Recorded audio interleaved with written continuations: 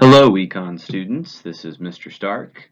We are ready to start Standard 5, which is a fairly large standard. It covers big topics such as inflation, gross domestic product.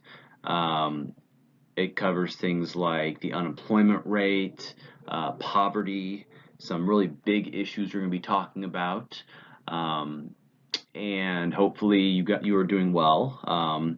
Now, one of the things I did not get to do too much with you all was share some jokes that my 6-year-old, now 6 years old, has come up with. One of them I'm going to tell you now. He just came up with today, actually. So hopefully this brings a smile to your face. Now, keep in mind this is not my joke. So before you send me virtual eye rolls, this is my 6-year-old, but the joke goes like this.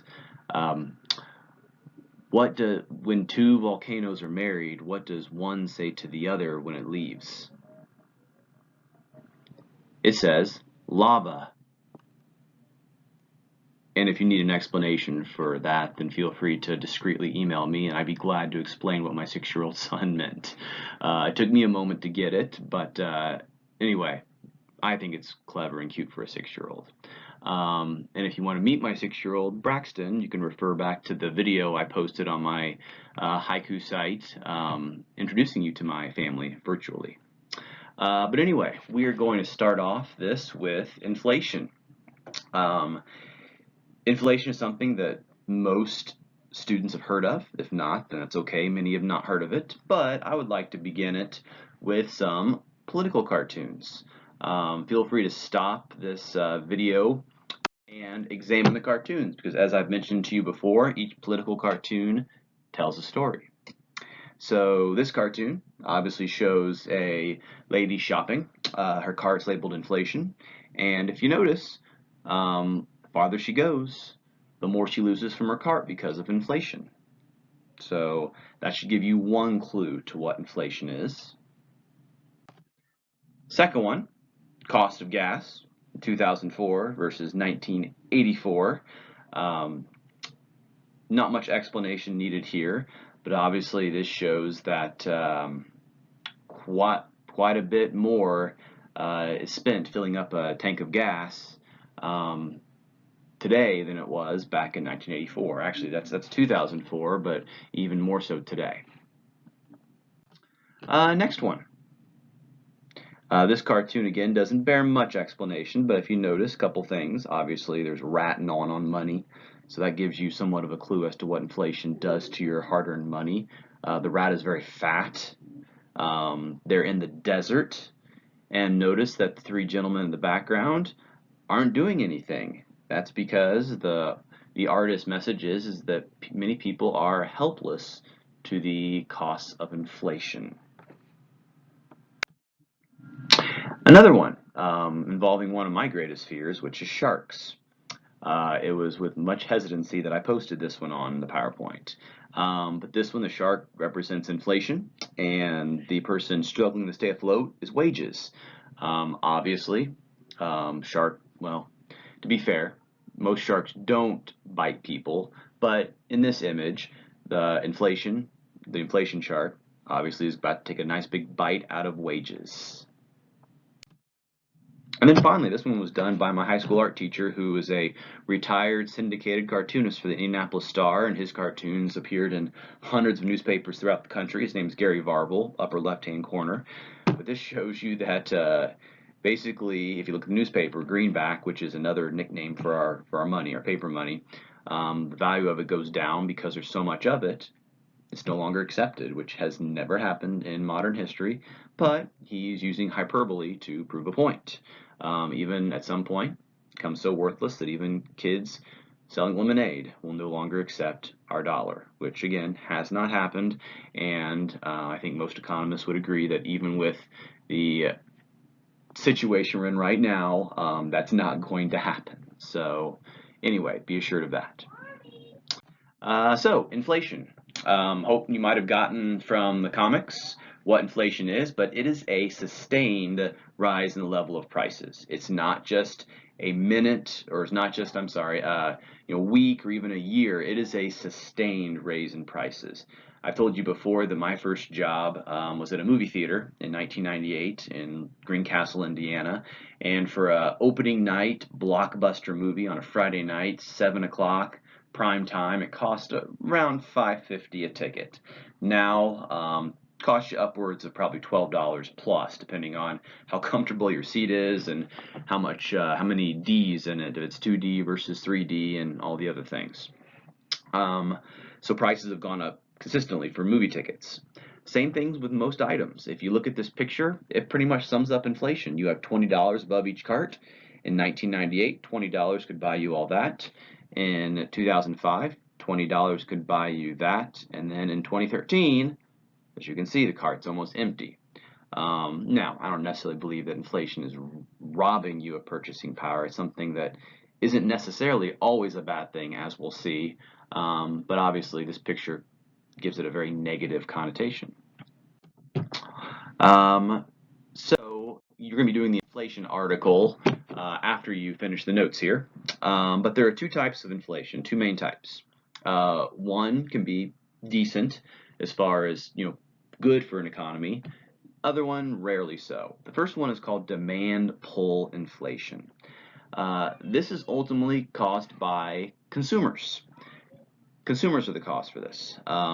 Basically, consumers are getting money and they are spending it quickly. As I've told you time and again, in America, we are spenders. The more money we get, the more money we spend, generally. At a certain point, if there's people demanding more goods than are out there, we talked about this, when there's less supply of things, prices go up. Hence inflation. Demand pull inflation. This is a picture of the mayhem that happens on Black Friday, when people with money spend it left and right. And again, this is not always a bad thing, because our economy runs on pretty much demand. I mean, that's what we're seeing with our economy right now. Why it's struggling is because people are being told to stay inside and shelter in place, which is the right thing to do. But people are not demanding things from a lot of businesses they normally would, like restaurants and tourism and different what's considered non-essential businesses, which is causing the downturn in our economy.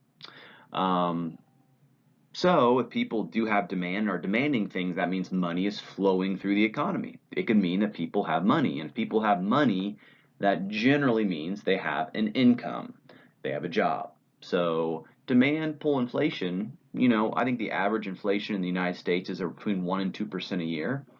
That could be a healthy amount. It means people have money and are spending it. The second type is called cost push inflation, and this is rarely a good phenomenon. This is caused by some sort of price shock, where something occurs in the world that causes a much used resource to spike in prices. We talked about the 1973 oil crisis, where because we were siding with Israel in one of their wars with their Arab neighbors, OPEC, the group of countries mostly in the Middle East that control about half the world's oil, they cut off oil to us, so oil prices spiked. Well, if you can imagine, our world, even with all the alternative energy sources, still runs on oil. Much more so back then, and so everything that needed oil, from cars to farm machinery, therefore farm produce, to all other things, including military spending, went up. Prices spiked, and that caused cost push inflation, and that can cause, as we're going to see in the next slide, what's called a wage price spiral, which I'll go ahead and show it to you now. This is the wage price spiral. This from the 1970s. So if you look here, some sort of event that causes the price to skyrocket for a much used good. I mean, if you want to put, instead of oil, you can put something like plastic, because plastic's used in so much. And therefore, all the producers that use oil in their products, which is a lot, they have to raise their prices because it's more expensive to make their products, hence more expensive for consumers to buy it. Well, in order to pay for that, they raise prices. Therefore, consumers need more money to buy these goods. They go to their employers and ask for a raise. Enough people ask for it, and enough, collective bargaining, strikes being threatened through unions, they get their raise.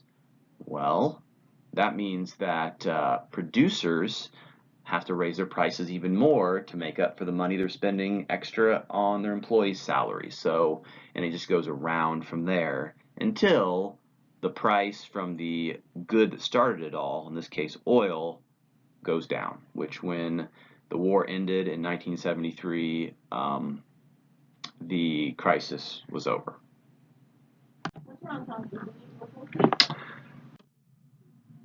All right, so let's talk about the impacts of inflation, the different things that happen because of inflation. Now, obviously, the first one, the value of the dollar decreases. So the dollar is not worth as much as it previously was. Think of that picture from the first slide of the grocery carts with $20 above it. $20 is $20 is $20, but it's worthless if it can't buy you anything. I use this example a lot. If you're stuck on a desert island, no one there, no shops, no civilization, nothing there, and a plane full of money, millions of dollars washes ashore, that really doesn't get you very far because its purchasing power is zero, really. And so the value of the dollar decreases the more money is put in the economy. We've talked about this with supply, basic supply principle. The more you supply of something, the less it's worth. That applies to our currency, our money in the economy as well. This hits people with fixed incomes hard, people that don't get automatic raises. And this is just a side note. When you do, whether after high school or after college, are applying for your first jobs, and you get past the first interview where you basically make the cut, and in your second interview, and you're asking more questions. A great question you could ask, which is very telling, is whether they offer what's called cost of living increases, guaranteed every year. As I told you, inflation happens, it's about 1 to 2% a year. It's like gravity. It always eventually wins out. Therefore, if you're not getting a 1 to 2% raise every year, at least, you're actually getting a pay cut because your money you're making is actually purchasing less. So ask about cost of living increases. That's a good side note. So people like on Social Security, they don't always get cost of living increases. Now, every 5 to 10 years, they do some Social Security cost of living increases, but not every year.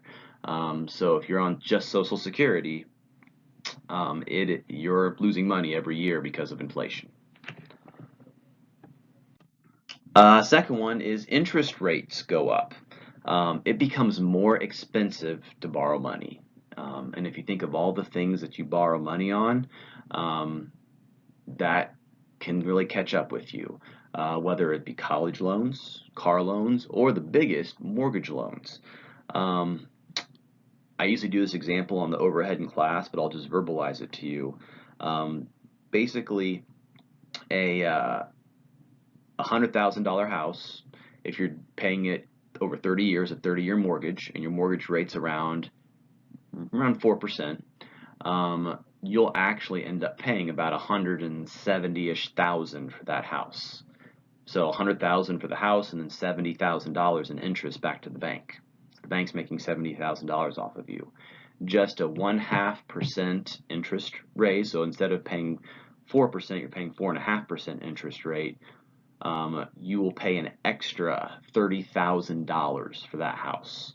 So even a small percent increase in interest can cost you quite a bit, as the example here with Fred also shows you. And then finally, decrease real returns on savings. So it's good to have a savings account. Your money's safe there. Matter of fact, it's probably safest in a savings account because even if the bank goes out of business, a tornado destroys the bank, people make a run on the bank, and all the money's gone, your money is insured by the federal government, what's called the FDIC, Federal Deposit Insurance Company, up to $250,000. So if you have up to that amount in the bank, the government will repay you that amount. So it's very safe in a savings account. But it does not grow for the most part. I think the average is around maybe maybe 1/10 to 1/2% of interest they pay you for putting your money in a savings account. And if inflation is 1 or 2%, you do the math, you're losing money every year. But again, you put it there because it's safe, not because you're trying to make it grow. If you want it to grow, you put it in a certificate of deposit, which we'll talk about in a later standard, or put it in the stock market, or you can buy bonds with it. We'll talk about those next standard as well.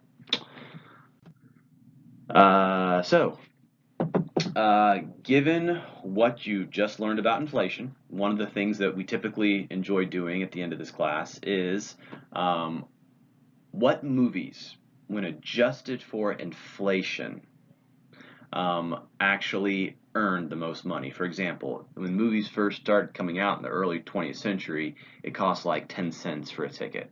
It's not fair to compare those movies to today where it's $12 a ticket. So when you adjust for inflation, which movies made the most money, so sold the most tickets? And I'll give you a hint. Most ones we think about are not on there. Endgame is not quite there yet. Avatar is not in the top 10. Most of the Marvel movies are in the top 50, but they have not cracked the top 10 yet. So if you want to stop and try to guess, you can, but I will ruin the fun for you here in a moment.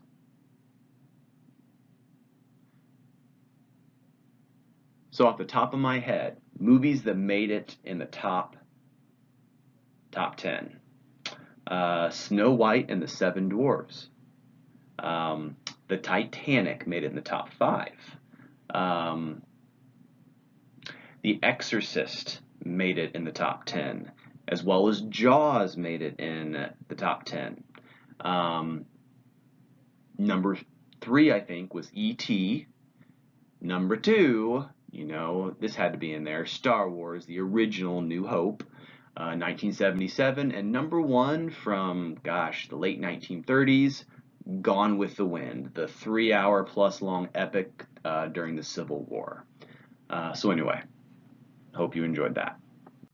We're going to go ahead and go through this section 2. Ordinarily, we'd do this in the next class, but since we're skipping out of some activities, we'll go ahead and get through the rest of the notes on inflation. So in this activity in your notes, take a look at each situation and decide whether they win or lose in that situation. So a family who just took out a mortgage on a new home, and they do not have a fixed rate mortgage, which means their mortgage, their interest rate, can change with inflation. You can get a fixed rate mortgage, meaning that even if inflation goes up, your interest rate will always stay the same, but you need a pretty good credit score for that. And we'll talk more about credit scores again next standard. But in this situation, they lose because their interest can increase with inflation. Second one, landlords own a home that is fully paid off, that they currently rent out to other people. Well, all paid off, so they don't owe any money. They gain because prices go up. That means more money being paid to them for their apartments. And then finally, Lily, who was given a bond to pay for college from her grandparents. When she was 5, her grandparents put a $10,000 bond at 3% interest in her name. 2 decades later, she's ready to use it. But inflation has basically gone up by 5% during this time. Well, simple math, 3 minus 5, negative 2. So her bond has lost 2% of its purchasing power. So ultimately, they lose, but really Lily doesn't lose because it's a gift to her, but the bond loses. Okay, so how do we measure inflation? 3 things. We look at consumer price index, basically dozens of the most commonly bought goods like gasoline, houses, cars, eggs, bread, milk, things like that. And economists measure the percent change of each one of those, how much percent they've gone up from year to year or even quarter to quarter. Then they average it out, and that gives you the consumer price index. Producer price index is the same thing, except it's with things that producers use to make their products. And then the inflation rate is ultimately the rate at which prices have increased, which, as I told you, usually it's between 1 to 2% a year, so pretty manageable. Again, you think to yourself, can I reasonably ask for a 1 to 2% raise every year? And that's pretty manageable. Now, when it gets above 5%, then when wages can't keep up with it, then you run into problems, as we're going to see. This is the inflation rate in the United States from 1990 to 2019. As you can see, the highest it ever got to was 5.4%. There was actually deflation during the recession in 2008-2009. Deflation, the lowering of prices, is never a good thing, as we'll talk about here in just a moment. This is inflation rate around the world. Interesting map. So blue, it's 0 or less than 0. Now again, that's not a good thing because that's deflation. It means prices are going down because people don't have money, they're not spending it. Green is the best because that's creeping inflation. It's inflation that's at a small rate. People can, keep up with it with their wages. No surprises there, really, as far as most of the world. And then when you get to 2.5 to 5.5%, not terrible, but you're getting into kind of some dangerous territory. Above 5%, orange, not good. Dark orange into the double digits, that's definitely a very bad sign. And then above 15%, that's critical. And here are the types of inflation. I mentioned one before. You have creeping inflation, which is a small rate of inflation, like 1 to 2 to 3, even below 5%. Galloping inflation, over 5%, even into the double digits, never a good thing. It means that usually means that you're not able to supply, your country is not able to supply for the wants of the consumers on a regular basis. And then hyperinflation, this is the crazy stuff, like you're going to watch a video, it's on the Haiku site of 1920s in Germany. They lost World War I. They're responsible for paying the cost.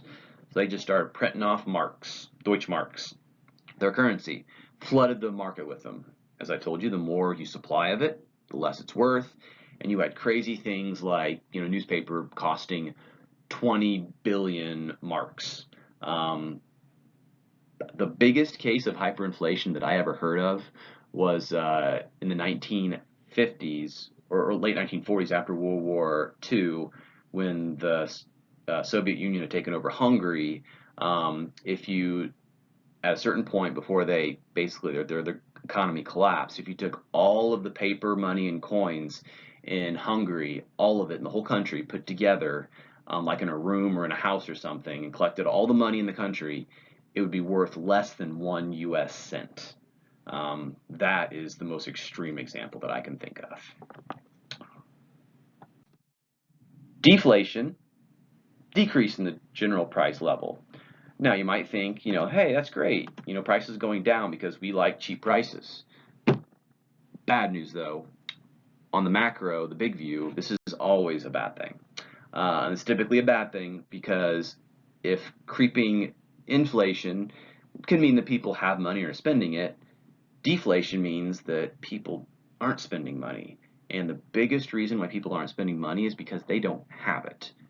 Which, the next step on that, or the next link on that chain, because people don't have jobs. Unemployment's up. So deflation usually happens in times of recession, times of unemployment. Poverty goes up. It wouldn't surprise me if this quarter or even the next quarter, over the next 6 months, there is some deflation in prices due to the financial stress we're having due to the coronavirus. This is called the deflationary spiral. So if deflation happens long enough, hard enough, it can be sort of the death spiral for an economy. So if you follow my cursor here, demand goes down, people aren't buying things because they don't have money.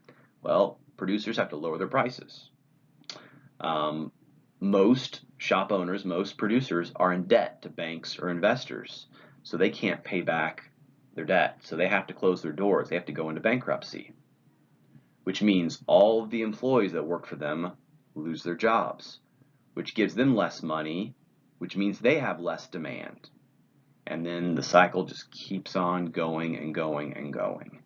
Now remember, in times, even in times of depression, which we haven't had since the 1930s, deflation was only for a few years, but that still was a pretty bad time in our economy. The last recession we had in 2008, don't really know if what we're in now is going to be called a recession. They're arguing about whether it's a recession or not right now. But 2008, we only really had deflation for, maybe 6 months. So it didn't last that long.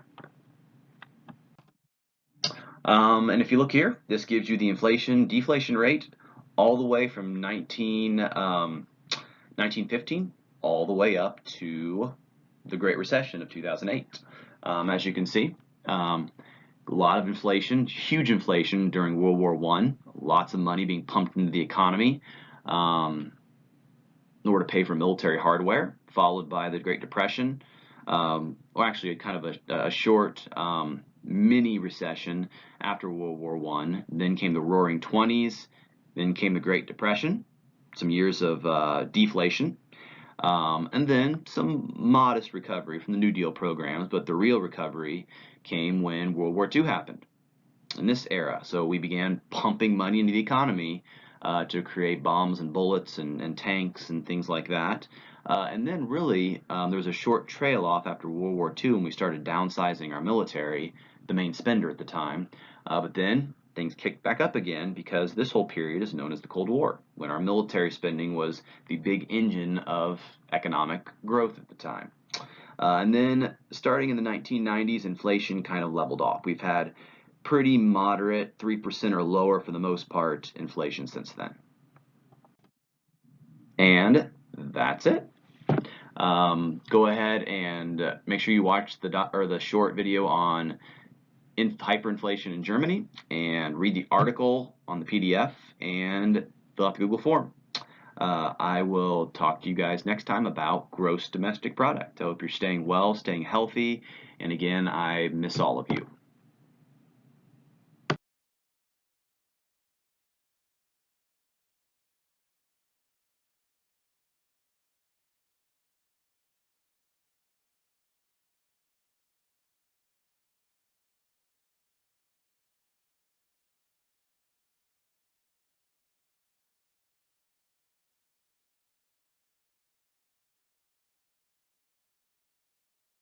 Hello, Econ students. Welcome back to Standard 5. This is Mr. Stark. We are going to be talking about gross domestic product today, also known as GDP, which is defined as the market value of all final goods and services produced within a nation in a given time period. Now, it's a fancy way for basically saying how much wealth a country has produced in a year, or even just in a quarter. This is one of the most popular methods to judge how wealthy a country, although by no means is it the only or even the best method to judge how a country's economy is. So, when you're counting all the things that count for a country's wealth, goods and services, those are both physical, tangible things that are made, and services that people do for each other for money, a couple things we got to keep in mind before we start actually getting into the nuts and bolts. First of all, it has to be a final good or service. It cannot be what's known as an intermediate good. For example, Colts t-shirt on the right. Okay, final good is the t-shirt, how much it's basically sold for. Intermediate good would be like the fabric or the dye or the logo. Those do not count as part of the GDP. So only the final cost or value of the t-shirt counts for gross domestic product. Couple other things that do not count for gross domestic product. One of them are known as non-market activities, and those are services that people do that typically you don't charge for, obviously. So, if I cook dinner tonight for my family, I don't charge them for cooking dinner. At least I better not. If I, watch my kids this morning while my wife does her work, I don't charge. At least I better not. So those do not count for gross domestic product. If you do your own repair, so like if your toilet breaks and you repair it yourself, you don't pay yourself for repairing the toilet. Although, if you have to buy supplies from Lowe's or Home Depot, the supplies you use do count, but the service, fixing it yourself, doesn't count for gross domestic product. And then also what's known as the underground economy. These are things that are not included. Basically, the way that GDP is calculated is part of it's through tax returns, reporting on ways you made money and things you spent. So, for example, drug dealing, illegal drug dealing. I'm not aware of any drug dealers who report their earnings on their taxes. That doesn't count. Also, plumbers or other service industries. You might hear maybe I don't want to pick on plumbers, but let's say an electrician comes in, does a job, and then tells you that I prefer to be paid in cash. Now, it might just mean they don't want to mess with credit cards or checks. It might mean that they want paid in cash because there's no evidence that they made that money. So when they file their taxes at the end of the year, let's say they actually made $100,000, but on their taxes they put they only made $70,000. So they only pay taxes for $70,000 because if they got paid in cash, there's no way for the IRS to really prove that they made that extra $30,000. It's not always the case, but that's sometimes the case. And also jobs that you do that are not reported on taxes, like when you're 12 and you babysit for 20 bucks a pop, or you mow lawns, those typically aren't reported on taxes, although they're perfectly legal, but they're not reported on taxes, so those don't count either. So that's part of the underground economy. So if you get paid in cash to babysit, mow lawns, do other chores for neighbors, that is what I just said, the underground economy, because typically it's not reported on taxes, it's not counted towards the gross domestic product, which, if it makes you feel any better, our gross domestic product is around $21 trillion a year. So, the few $100s you made in the summer babysitting is not going to make or break our gross domestic product. So when you calculate or add up gross domestic product, there are 4 categories, and we're actually going to do some calculations here in just a little bit. But the 4 categories you have to add up. The formula at the top, simple addition, C plus I plus G plus X equals GDP. C is the consumption goods. These are standard household goods that people spend money on. Things like cars, gasoline, food, cleaning supplies. Then there's I, which stands for investment. These are goods that businesses or firms typically spend money on. So like factories, tools, inventory, which are like items that are not actually sold in the front store. They're items that are in the back that are waiting to be put out into the store. And houses. Houses are counted as inventory, which, by the way, houses only count for the gross domestic product when they're built and sold the first time. Reselling a house again and again does not keep adding to the gross domestic product. The third category is G, government spending. Government spends a lot of money, and what they spend money on counts for the gross domestic product. And then finally, net exports. Now, net means overall. So you have exports and imports. Exports are things you sell to other countries, you make money on. Imports are things you buy from other countries, you spend money on. So to get net exports, you have to subtract your imports from your exports. For example, if we export $10 billion to China, import $8 billion, well, we sold $10 billion, we bought $8 billion, our net exports, 10 minus 8, is $2 billion. Now, one of the things that's going to be critical when you add up gross domestic product is you can have negative net exports. So let's reverse that. Let's say we exported $8 billion to China, so sold $8 billion to China. We imported $10 billion from China. So we sold $8 billion, imported $10 billion. 8 minus 10 is negative 2. So our net exports is negative $2 billion. So it actually takes away from our gross domestic product. This shows you how it breaks down. So by and large, almost 70% of our GDP is what typical households spend money on. Government is 16.6%, and investment is 17.7%. And as you can see there, we actually lose money on exports. So we have what's called a trade deficit overall.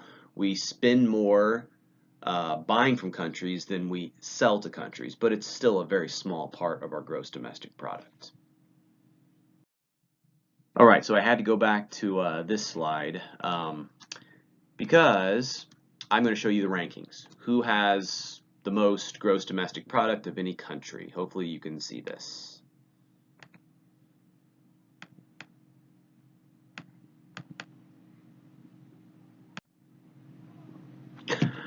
Well, originally I had planned to pull up a list of rankings of countries that had highest GDPs. I'll place links to those on the Haiku page, but it looks like it's not going to let me do that on the video here. There are hyperlinks embedded, so if you want to look at the actual PowerPoint, which is also in the Haiku page, you can see them, but we're number one by far. We produce about 1/4 of the world's wealth. So the world produces around $80 trillion of stuff a year. We're about 20 trillion of that. Second place by far is China, and then you go down to countries like India, Brazil, Germany, France, the UK, Russia. Those are some of the countries that round out the top 15. Obviously, large countries with large populations. The more people you have, generally the more people you produce. So, but if you pause and think, so like India, I think, is in the top 5 or 6. When you think of India, you don't think of a very strong economy. You think of a lot of poverty, even though they're in the top 10. So what that tells us is just looking at GDP by itself doesn't tell us really how good a nation's economy is, because you have to adjust for population, which is what this slide shows us. That's called per capita, per person.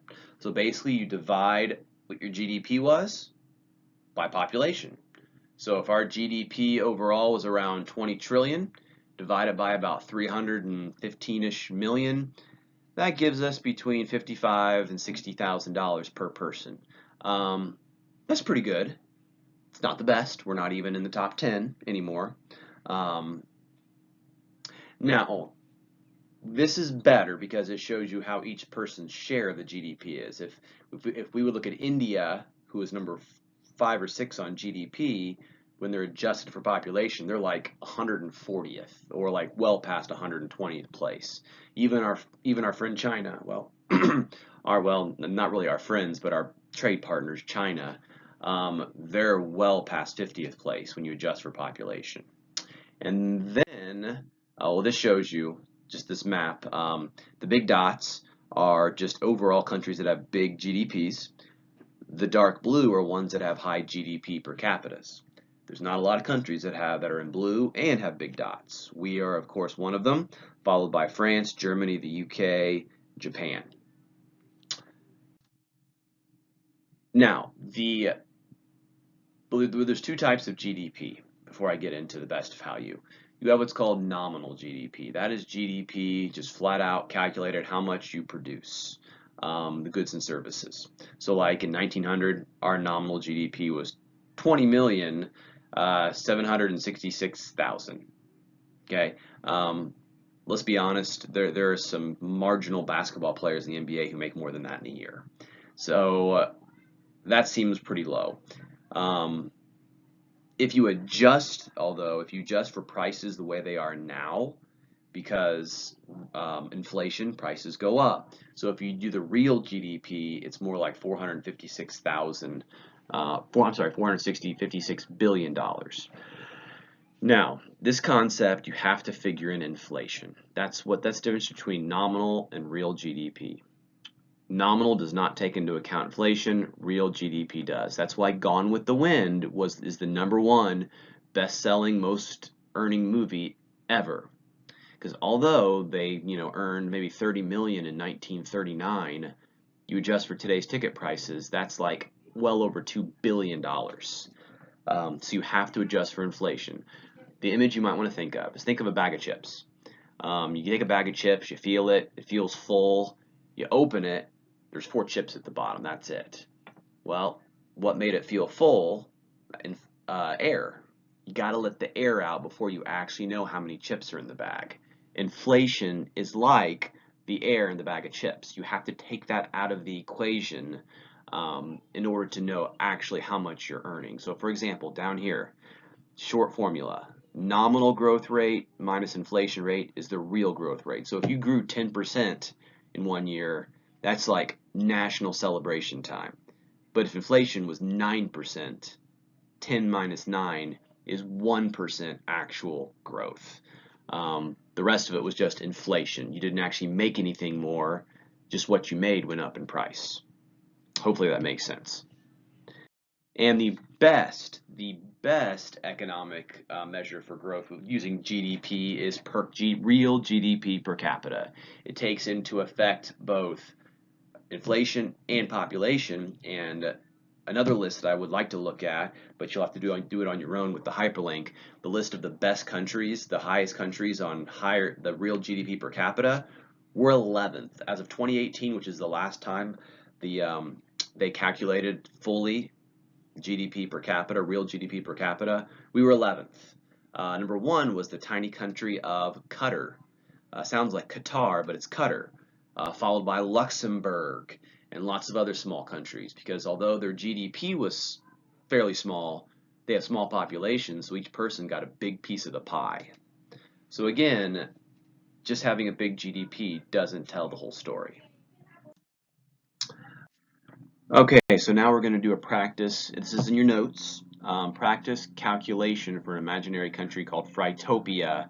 And then you're going to do one of your assignments with Google Form is you're going to calculate another gross domestic product. So first thing you got to do is, okay, so these are the different things that this imaginary country spent money on, and we have to label each item, whether it's a government, consumer, import-export, or investment. So schools, government, so G, groceries, our consumer goods, C, exports to Canada, those are imports or exports, X, clothing, that's consumer good, C, park maintenance, the government takes care of that, so that's a G, movie rentals, that's consumer good, C, new fruit and vegetable warehouses, that's an investment good, new roads and bridges, that's government, G, and new cars purchased by car dealerships, that is investment goods. They're purchased by dealerships, not by actual people to drive them, so that makes them investment. And then imports from China, that's import exports, so X. So let's answer the questions. So total consumer spending. When you add them up, you should come up with 50.5 million. If you didn't get that, add up the 3 C's from the previous slide again. Total investment spending adds up to 4 million. Total government spending is 8.5 million. And then total import-export spending. Remember, you have to subtract imports from exports. And in this case, it's -2. And you keep the negative there. Okay, so then you add them up. So you add up 8.5 plus 50.5 plus 4 plus -2. The correct answer down here should be $61 million for the GDP. If you didn't get that, try the math again. Okay, a couple more questions. Again, we want to look at what the actual growth rate was. So you subtract inflation from the nominal growth rate. So the nominal growth rate from 2001 to 2006 is 25%. That's amazing. But the inflation rate was 22%. So you have to subtract 25 minus 22. The real GDP growth rate was 3%, which is still a good year, but not 25%. So again, why is it so important to use real GDP? Well, there's a real difference between 25% growth rate and 3% growth rate. And overall, describe what's happening in the economy. Well, it's a healthy economy. It's growing. So the economy is somewhat healthy. If it was shrinking, it'd be a sign of an unhealthy economy. And you now will be doing um, one of your own. So remember, label the different items, whether it's a C, an I, an X, or a G, and then add up the different categories. And remember, you subtract imports from exports. And if it's negative, you keep the negative. Good luck. I miss seeing you all again, and I will be back for our next lesson.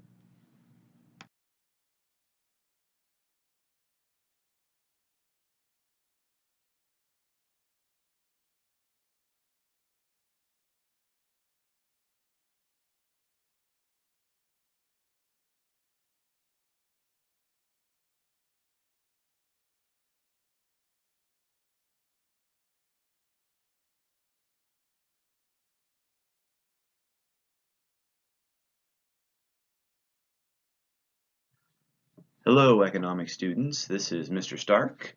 Today we are going to talk about two topics that are pretty appropriate and apropos for what's going on today in our economy, that of business cycles and unemployment. So without further ado, let's go ahead and get started. This starts on page 7 of your notes if you're following along in the outline that I provided for you. Cartoon time. So, political cartoons about business cycles. Um, Again, each cartoon tells a story. There are no accidents or incidental details that don't matter in a political cartoon. So if you look, business cycles are portrayed as a roller coaster with two people riding the roller coaster, person in the back loving it, um, Wall Street being written on them, oftentimes representing the wealthier segment of our financial community. And up front, Uncle Sam looks like he's out of money.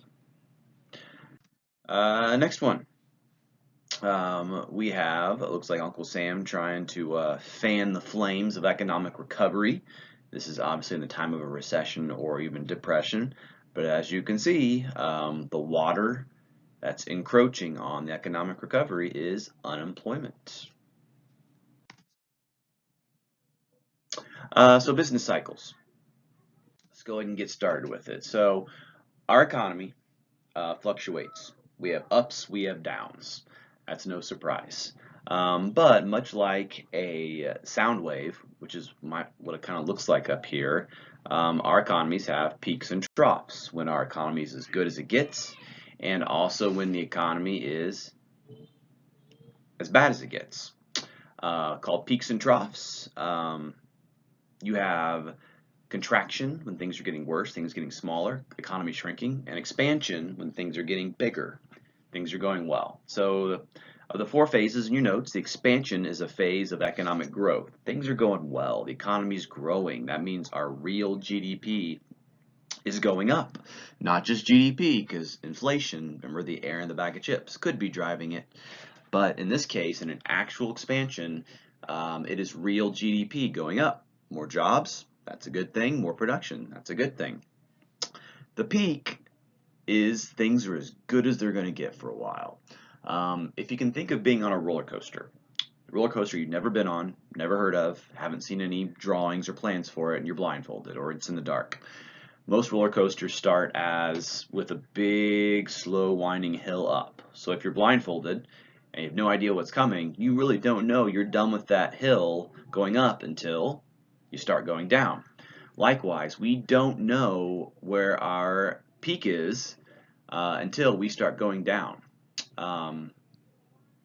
So yeah, we look back and say, oh yeah, that was as high as things were going to get. The peak is the highest point. Contraction, you're going down the hill. Things are getting bad. We are experiencing an economic contraction. We're in a contractionary phase. Now, you might hear the term recession thrown out. Technically, we are not in a recession because we have not been undergoing this type of economic climate for 6 or more months. My guess is, and most economists think, that we will see our economy shrinking for 6 months. That's 2 quarters. But whether it's going to be as bad as '08 or even a depression, which a depression is just a recession kind of on steroids, bigger, badder, stronger, um, we don't know. Although I would say that much in the way that we had to turn off our economy because of the coronavirus, in many ways, when we see the threat has passed or been mitigated, we can turn it back on. The question is, how long is it going to take for that light switch to finally actually ignite? We don't know. And in the trough, things are as bad as they're going to get. GDP's down, unemployment's up, people are losing jobs, things are not going very well. And much like the example of the peak, you don't know you're at the trough. You don't know you bottomed out until you start going up with an expansion. So a couple ways you can understand why business cycles happen. Business cycles are kind of like gravity. They're going to happen. Our economy goes in ups and downs in a wave form. One of the first one is aggregate demand. So there's our fun word demand. Aggregate basically means the entire economy. So all of demand in the whole economy. Is it up or down? As we talked about, you want demand up. You want people buying things. That means money's making its way around in the economy. So if you're in the downward phase of a business cycle, the contraction, it might be because your demand is down. People are not buying goods and services. That money's not making its way around the economy. Another one could be a supply issue. For some reason, a certain good or service that people are demanding just is not available, much like oil. 1973, we'll use that again. But aggregate supply is just the supply overall. This one today, the recession we're in is, if we want to call it a recession, is most likely, say, due to a demand. People can't demand because they're not able to leave their houses. At least most brick and mortar places don't have a lot of demand right now. So this is one of your challenge questions you're going to do on the Google form. So I will leave you to that. So we're back to our friends, the supply and demand graphs. So if you recall, you have demand goes to the dirt. So we have demand changing here. We have a supply line just to throw in there. Left is less, right is more. So in this case, demand is increasing. Okay, that means things are expanding when demand is increasing. New line to the right. Increase in demand means increased GDP, more money making its way into the economy. The economy's growing, right? On the other hand, we have a new demand line to the left. Left is less, less demand. Decrease in aggregate demand, so that means GDP is going down, the economy is shrinking. Not a good thing. Now, these two challenge questions are not on the Google Forms. We can do these together. So up at number 2, which phase of the business cycle does this demonstrate? Well, you have left is less, right is more. Right is more here.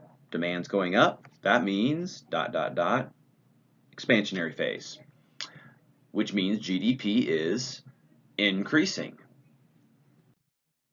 So why? We talked about what they are. Let's talk about why. Why does our economy fluctuate? Why does it have ups and downs and everything in between? Well, there's 4 main reasons. First of all, business decisions. Businesses can make really good or really bad decisions as a whole, which can ultimately affect our economy in big ways. I would say the 2008 recession was because of business practices, specifically banks and real estate firms were not doing good business practices, which caused our housing market to collapse temporarily. Another one, changing in interest rates. Remember, interest is how much extra you are charged for borrowing money. Low interest rates means more people are going to borrow money because it's cheaper to borrow money. Did I say rise? Lower interest rates, so a fall in interest rates means more people are going to demand loans and are going to borrow money, which they're going to buy more houses, they're going to buy cars with it, they're going to go to college, they're going to start businesses. If interest rates go up, that's going to cause less demand because fewer people are going to get loans to buy cars and houses and start businesses because they have to pay back more money because of that. Another one is consumer expectations, and this is an interesting one because this one it's based on what consumers think is going to happen or is happening, not what's actually happening. So the best way I can explain this is through a non-economic example. Back in the 1950s, you had the book War of the Worlds by um, I think H.G. Wells. I think 1950s, and before many people had TVs, authors would do book readings. So where they'd read their books on the radio, and people would tune in and listen to the authors reading the book. And Wells had a very authoritative, deep voice. War of the Worlds is a book about Martians from another planet coming to Earth, having superior technology, basically, walking all over our armed forces. I'm not going to tell you how it ends in case you want to read it, but people would tune into the radio, and if they weren't there at the beginning, when they said this is a book reading by H.G. Wells, they would tune in the middle and they would hear things like Los Angeles being destroyed or London being overrun by aliens or, Moscow being obliterated. And that would freak them out, understandably so. There were people who fled to the woods. People fled to their nuclear bomb shelters in the middle of the Cold War. There were even cases of people committing suicide because they thought the world was coming to an end, which it wasn't. It was a book reading, but people reacted to what they believed to be true, not what was actually happening. Same thing here. A large portion of people's information comes from the media or some sort of news media. That means the news media has a responsibility to give the straight up honest truth to people and not stoke panic when panic doesn't need to be stoked. Something that has been a lot talked about today with this pandemic going on. But anyway, consumer expectations. If people freak out, think the economy is going to go south, they don't spend their money, they hoard their money, they shack up and not go out and buy things, the economy could go down, even though that's totally not true what was being said. So anyway, and then the final one is external issues. This would be like what we're going through now, a pandemic or a natural disaster, a war. These can cause things to go badly. Contractionary phase of the business cycle, what we're in right now. This is another one of the challenge questions that's on the Google form. If negative events such as hurricanes, terror attacks, pandemics can cause recessionary phases, on the other hand, what are some things that could cause positive events that could cause expansions? So you need to answer that and explain why. Make sure you explain why the certain event that you're talking about could lead to an expansion or better economic conditions. This gives you a little bit of a chart as to what are some things that can cause demand or supply side on the economy to increase or decrease. Economic expansions brought about by all these different things can cause economic expansion. In history, the Great Depression was the largest trough, the largest contraction we had. 1 in 4 people were unemployed, probably more than that now that we done research on it. Real GDP declined by 1/3. And then an expansion, the New Deal and World War II. The New Deal by itself really didn't get us out of the Depression. It did some progress in getting some people back to work. It really wasn't until World War II happened that a lot of things happened. A lot of the unemployed men were drafted or joined the military, shipped overseas. A lot of industries that were not producing much were kicked into gear, like Ford and Chrysler, to produce tanks and bombs and airplanes and uniforms and such, where industries got going. And our country took out massive loans to build up these sectors of our economy. All of that together led to us getting out of the Great Depression. Really, post-World War II, one of the largest economic booms we've seen. So again, I would say on our current business cycle, I would say 2 months ago, I would place us on this expansion.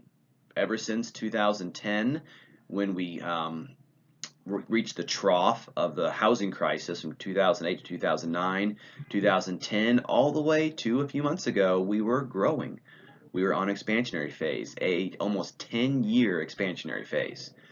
Well, we reached our peak a couple months ago. Now that we can look back and see, the stock market started going down. Businesses had to shut down. People are losing jobs by the hundreds of thousands. So we are definitely in a contractionary phase or recessionary phase. It will probably become a recession after it's done that for 6 months. But like I said, unlike the housing market crash where we just kind of had to wait it out and just wonder when is it going to turn around, well, it could turn around for the United States this time as soon as us just lifting the ban whenever the health professionals and economists can decide when that's appropriate, and that could cause our economy to do a quick shift to an expansionary phase again. We don't know. Another challenge question. Given what we just learned about the business cycle, what should be the consumer's attitude about the future? So where we are right now. Good news, bad news. If you're in an expansion, it's good news and bad news. Good news is life's good, GDP is going up, more jobs. Bad news is it's not going to last forever. Recessionary phase, the opposite. Things stink, people are losing jobs, there's uncertainty. Good news, it's not going to last forever. Every recession comes to an end, every expansion comes to an end. So that's kind of what I'm getting at. And then number 6, with that being said, presidents, and I mean presidents from all the way, back since Roosevelt, Franklin Roosevelt, have basically capitalized on economic expansions or booms. So for example, if there's an economic boom going on, the current president oftentimes will take credit for it, claiming that their policies are obviously working because the economy is doing well. If you're unlucky enough to be president during an economic decline, you do whatever you can to try and point to someone else, because you don't want to have to take the blame for the economy going south. But based on what we learned about business cycles, how accurate is it for presidents to claim success or be blamed for the economic situation? And I'll leave it there. So unemployment. You guys have an article you need to read. Obviously, those are on textbook pages. Those are old school textbooks. But we are going to talk about unemployment. So I'll give you a second to read that, or actually not a second, hopefully some time to read over the short article, fill in the notes, and we're going to go over them. All right, so unemployment. Now you might hear unemployment or unemployment rate, like for example, currently it's 4.4%.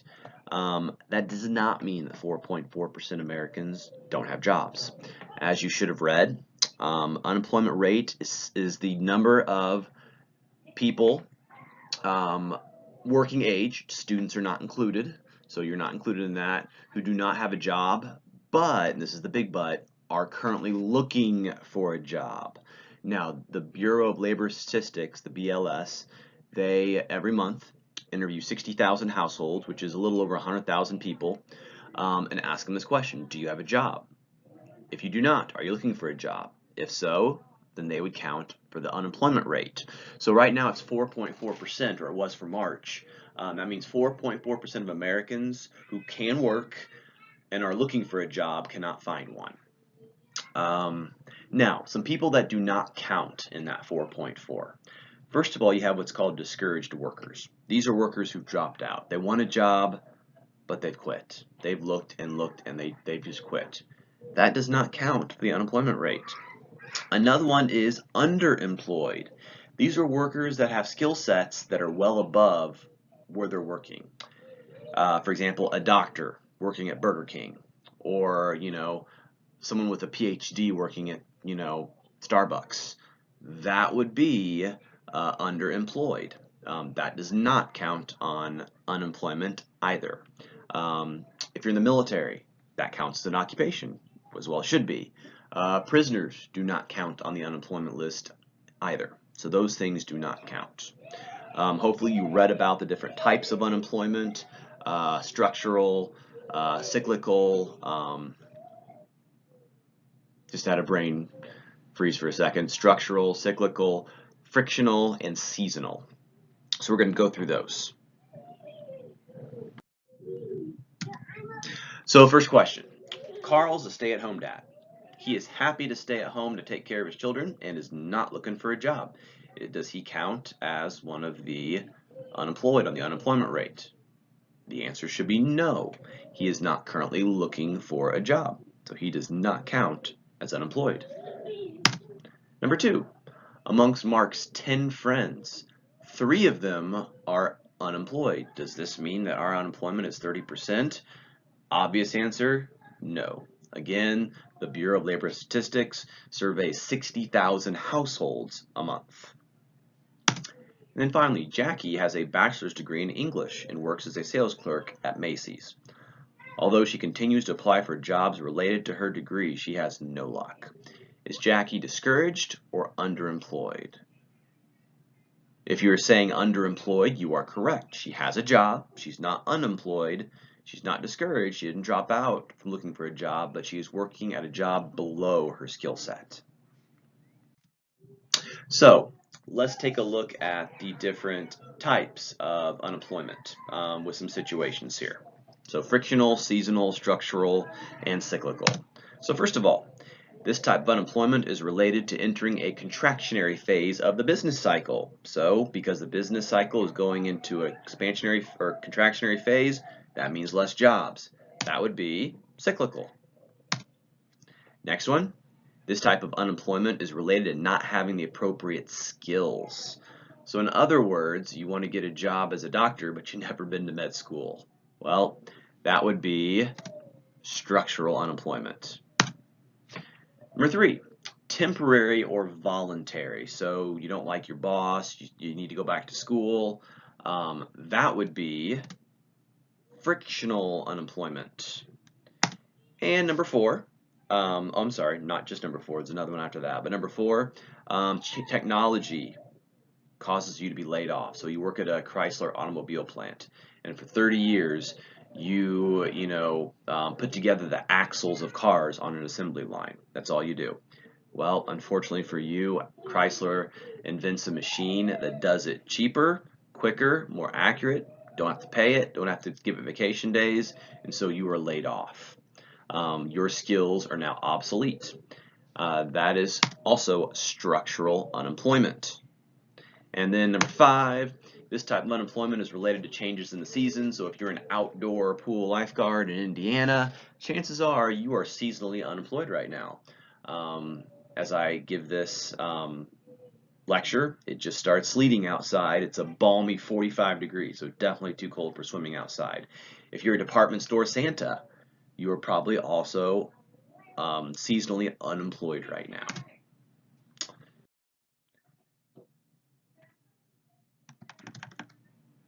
So that is the end of unemployment. So make sure you do the challenge questions asking about unemployment. Feel free to rewind this as much as you want. Also, there's a lot of really good videos on YouTube. There's a crash course video about unemployment, what it is and what it isn't. We are going to be seeing unemployment rates going up in the coming several months due to these businesses having to shut down. Again, not really good news, but the less bad news is when this quarantine or this shutdown is reversed, these businesses can get back up. And the government's giving out, not giving, but lending and giving grants of trillions of dollars to keep businesses kind of on life support until we can flick the switch and people can then go to restaurants and go to brick and mortar stores and such. So that's kind of what's happening and what's coming down the pipe in the coming weeks and months. I hope you all are doing well. Hang in there. We'll get through this. Again, every recession comes to an end. So I will talk to you next time.